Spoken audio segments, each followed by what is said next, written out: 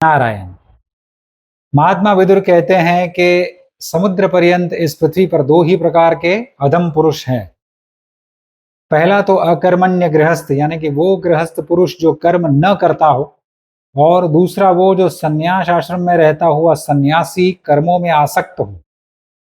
तो ये दोनों जो क्षेत्र है और क्षेत्र के नियम है उसका पालन करना अनिवार्य बन जाता है। गृहस्थी जो क्षेत्र है वहां पर कर्म अनिवार्य है, मैंडेटरी है। अगर हम कर्म नहीं करते हैं गृहस्थ आश्रम में रहते हुए तो फिर उसका जो फल है, यानी कि अर्थ और काम, पैसा और हमारी कामना की पूर्ति, ये दोनों हमको प्राप्त नहीं होते हैं।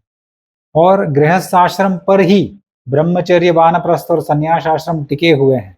अर्थ की जो गति है वह गृहस्थ आश्रम में ही है, सबसे प्रबल है। अन्य तीन आश्रम में आपको अर्थ की गति नहीं दिखेगी, कोई विधान नहीं है उसमें अर्थ कमाने का। तो गृहस्थी एकमात्र आश्रम है जो तीन आश्रम का आधार है। तो अगर गृहस्थी में रहता हुआ पुरुष कर्म ही ना करता हो तो वह अधम ही माना जाएगा, क्योंकि वह अपना तो भरण पोषण नहीं करता है मगर दूसरों का भी भरण पोषण छीन लेता है, तो वह अधम पुरुष कहा गया है। सन्यासी जो होता है वह समष्टि में व्यष्टि और व्यष्टि में समष्टि का भाव रखते हुए चलता है।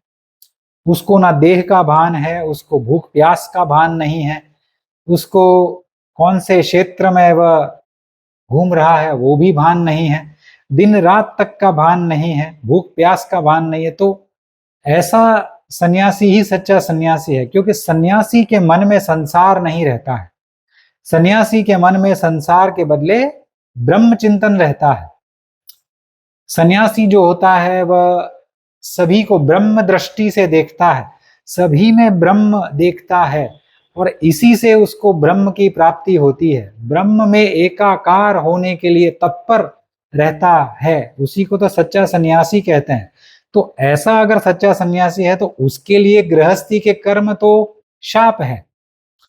तो यहाँ पर देखते हैं कि सन्यासियों के लिए कर्म करना शाप है और गृहस्थी के लिए, गृहस्थों के लिए कर्म न करना शाप है। तो ये बहुत बड़ी सीख हमको विदुर महाराज देते हैं कि हम जो क्षेत्र है, क्षेत्र में रहते हुए क्षेत्र के नियमों का पालन करें, जिससे उस क्षेत्र में रहते हुए नियम का पालन करने से हमको क्षेत्र के फल भी प्राप्त होंगे और उसी से हमारा उद्धार हो सकता है। शिव शंकर प्रलयंकर।